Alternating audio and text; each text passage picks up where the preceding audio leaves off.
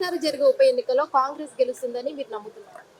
నమ్ముతున్నాను. ఖచ్చితంగా అక్కడ కాంగ్రెస్ పార్టీ విజయం సాధిస్తుంది. ఎందుకంటే పాల్వాయి శ్రీవంత్ గారికి అక్కడ గుర్తింపు ఉంది. ఇండిపెండెంట్ క్యాండిడేట్గా కానీ 25,000 ఓట్లు వచ్చాయి అక్కడ. ఇంకోటి ప్రతి ఒక్కరికి ఆమె సుచిత్రాలు కాబట్టి విజయం సాధిస్తుందని నేను భావిస్తున్నాను. అమ్మా, ఇప్పుడు ఉప ఎన్నికల్లో కాదు, ఇప్పుడు ఇంతకుముందు ఎన్నికలు అన్నీ చూస్తారు కదా.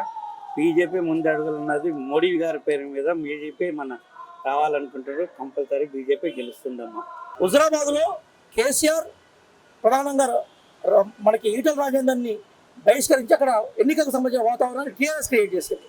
కానీ ఇక్కడ రాజగోపాల్ రెడ్డి ఆయనంతటైన ఎన్నికల వాతావరణం క్రియేట్ చేసుకున్నారు. మీరు అన్నట్టుగా అది రాజగోపాల్ రెడ్డి కేవలం 2018లో మాత్రమే అది ఎంటర్ అయిన సీటు. అంతకుముందు అక్కడ మొత్తం టోటల్గా పార్టీగా గెలిచింది. పార్టీ నాయకులు అసమానమైన త్యాగాలు చేశారు. నిరంకుశ వ్యతిరేక పోరాటం నుంచి మొదలుకుంటే, రజాకర్ల వ్యతిరేక పోరాటం నుంచి మొదలుకుంటే, కమ్యూనిస్టులను ఐడియాలజీగా ఎదుర్కొనే క్రమం వరకు కూడా ఓవరాల్గా పార్టీతోటే ప్రజలు ఉన్న విషయాన్ని మనం గుర్తుపెట్టుకోవాలి.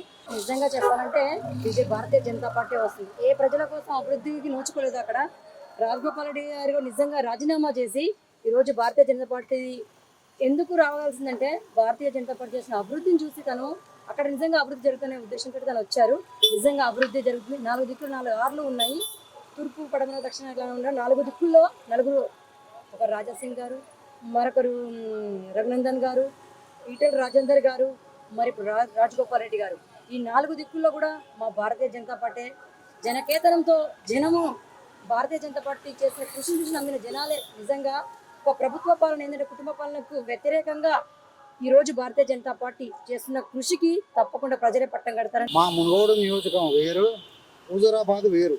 హుజూరాబాద్కు ఈటల రాజేంద్రకు అన్యాయం చేసిన ముఖ్యమంత్రి అనేది ఒక ప్రజలలో వచ్చి అది ఒక సానుభూతితో గెలిచింది. మరి ఇక్కడ మా రాజగోపాల్కి ఎవరేమో అన్యాయం చేయలేదు. కాంగ్రెస్ పార్టీ పార్లమెంట్ సీట్ ఇచ్చింది, ఆ తదుపరి ఎమ్మెల్సీ సీట్ ఇచ్చింది, తర్వాత మళ్ళీ ఎమ్మెల్యే ఇచ్చింది, ఆయన భార్యకి ఎమ్మెల్సీ సీట్ ఇచ్చింది, వాళ్ళ అన్నకు జేపీ సీట్ ఇచ్చింది, ఇంకో పెద్ద అన్నకు ఎమ్మెల్సీ సీట్ ఇచ్చింది.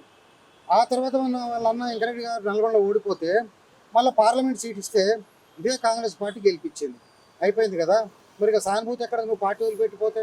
గెలిచినటువంటి అభ్యర్థి అంటే ఈ రాష్ట్రంలో రాజకీయాల పరిస్థితులు భారతీయ జనతా పార్టీ వైపు మోదీ నేతృత్వంలో ఈ దేశం కొంత పారదర్శకమైనటువంటి పరిపాలన, అభివృద్ధి పథాన తీసుకెళ్లేటువంటి ప్రయత్నం, ప్రపంచ దేశాల్లో ఈ దేశానికి ఒక విస్తృతమైనటువంటి గుర్తింపు.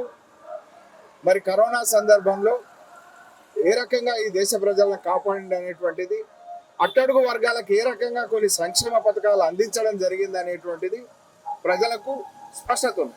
ఈ టైంలో మనకు నిజంగా అవకాశాలు ఇచ్చి గొప్ప చేసిన కాంగ్రెస్ పార్టీ పట్ల ప్రేమతో ఉండాల్సిన రాజగోపాల్ రెడ్డి ఈరోజు మనకి చొరబాలంతా ఇచ్చిన తల్లిని మోసం చేసి ఈరోజు బీజేపీలోకి పోవడం అనేది చరిత్రలో చేసిన ద్రోహం. ఆయన కాంగ్రెస్ పార్టీ కాదు, ఏ వేల కొద్ది మెజార్టీ ఇచ్చి మునుగోడు ప్రజలు ఆయన పిలిపించి మునుగోడులో ఆయన సేవ చేయాలని కోరుకున్నారు. ఏ రోజు అసెంబ్లీలో మునుగోడు గురించి మాట్లాడలేదు రాజగోపాల్ రెడ్డి. ఏ రోజు మునుగోడు సమస్యల మీద రోడ్డుకు వచ్చి ధర్నా చేయలేదు. చూడండి, జనము ఏదైతే అభివృద్ధి జరగలేదో దానికోసమే తను బీజేపీలోకి వచ్చారు. ఈరోజు అదే అక్కడ అభివృద్ధి కోసమే వచ్చారు కాబట్టి అభివృద్ధియే చేయనికి తను ఏదంటూ లేకుండా, ఇప్పుడు అక్కడ ఏదో పదవి దక్కలేదని కాదు, పదవి ముఖ్యం కాదు, పనిచేసే తత్వం అక్కడ కేంద్ర ప్రభుత్వం సపోర్ట్ చేసింది కాబట్టి ఈరోజు తను పార్టీలోకి రావడం ఉంది. హామీ తీసుకున్నాకనే తను చేయలేడు. ఎందుకంటే కేంద్ర ప్రభుత్వం మాట అంటుంది, మాటతో కూడా చేసి చూపిస్తుంది. ఈరోజు రాజగోపాల్ రెడ్డి గారు అంత విశ్వాసంతో నిజంగా భారతీయ జనతా పార్టీకి రావడం అంటే అంత ఆశముచ్చు కాదు.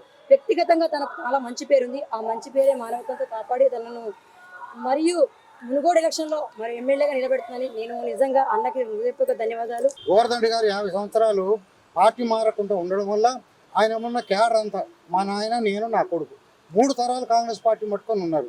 ఈయన ఇట్లొచ్చి అట్లా పోగానే ఈ నమ్ముడు పోవడానికి ఎవరు సిద్ధంగా లేరు. అందుకోసమే అతను కాంగ్రెస్ పార్టీని కూడా పక్కకు పెట్టి బీజేపీలో చేరడం జరిగింది. బీజేపీతో ఏదైనా ప్రభుత్వం ఏర్పడుతుంది. దీని మీద బట్టి మళ్ళీ తెలంగాణ కూడా డిపెండ్ అయి ఉన్నది. తెలంగాణ కూడా ప్రభుత్వం వస్తుందని చెప్పి కోరుకుంటున్నాను. హాయ్ ఫ్రెండ్స్, మా టుడే టుమారో యూట్యూబ్ ఛానల్ చూస్తున్నందుకు చాలా థ్యాంక్స్.